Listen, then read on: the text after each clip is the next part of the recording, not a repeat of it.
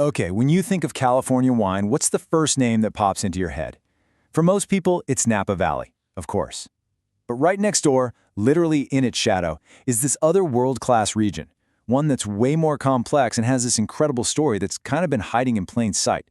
So today, we're pulling back the curtain on Sonoma. So, what is the secret? I mean, how can one single county produce both a delicate, elegant Pinot Noir and a big, bold Cabernet Sauvignon?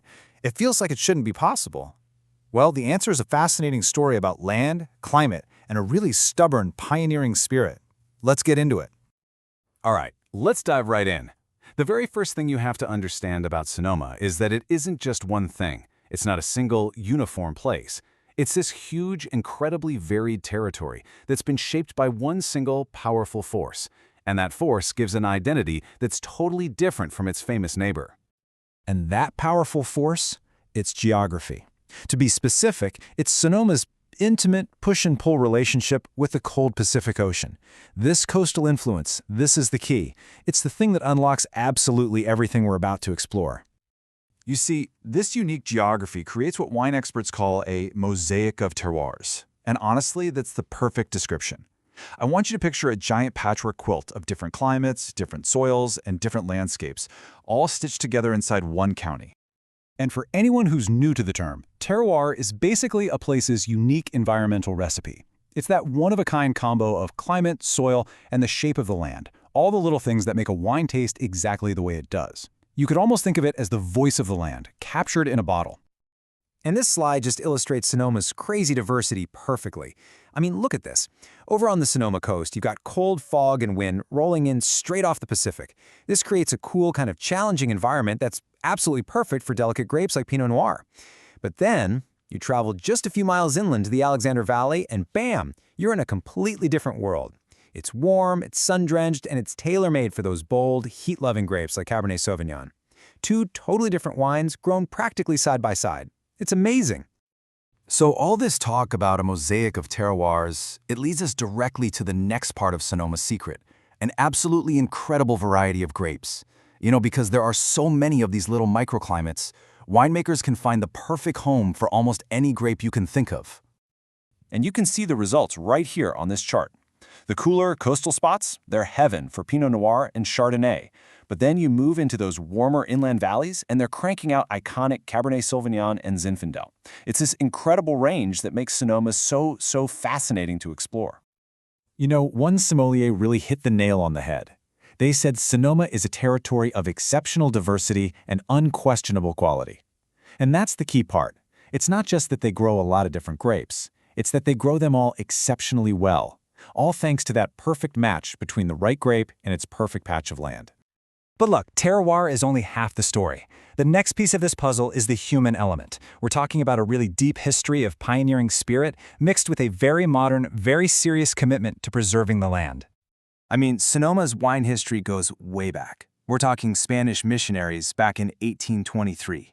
It saw true pioneers like Augustin Herrasti bring over all these classic European grapes.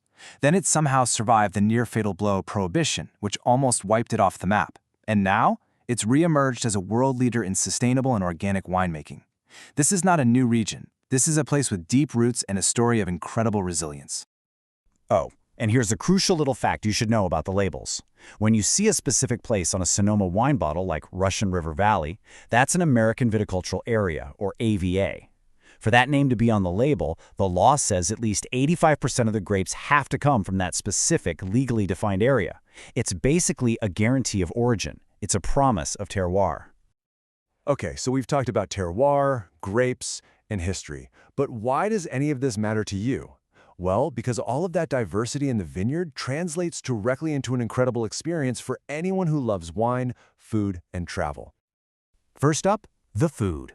With such a huge variety of wines, Sonoma offers a perfect pairing for almost any dish you could possibly dream up. I mean, from a crisp Sauvignon Blanc with fresh seafood to a robust Zinfandel with some serious barbecue, yeah, the region has you covered.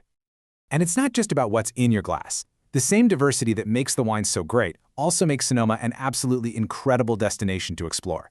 The landscape itself is just as varied as the wine. You can literally wander through these charming little towns like Healdsburg, drive from rolling vineyards straight into these majestic ancient redwood forests, and then end your day on the dramatic Pacific coastline. It's a place where you've got world-class farm-to-table food right next to countless wineries, from these huge historic estates to tiny family-run boutiques, all just part of the same stunning landscape.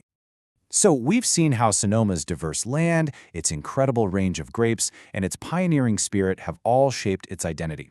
But that spirit is really being tested right now. So what does the future hold for this pretty unique region? Well, the reality is that Sonoma, just like every other wine region on the planet, is facing some pretty significant challenges.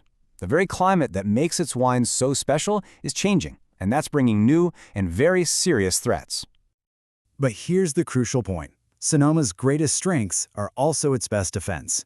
Against the threat of climate change, its diversity gives it resilience. If one grape variety struggles, another one might thrive. Against the terrifying reality of wildfires, its spirit of innovation is driving new solutions. And in a super competitive market, its deep commitment to sustainability isn't just a feel-good philosophy, it's a powerful statement about quality and purpose. And that leaves us with one final big question. In a world that is constantly changing, Sonoma's secret isn't just one thing. It's that whole mosaic, the climates, the grapes, the people. And maybe, just maybe, that very diversity isn't just the secret to its past, but also its greatest hope for the future.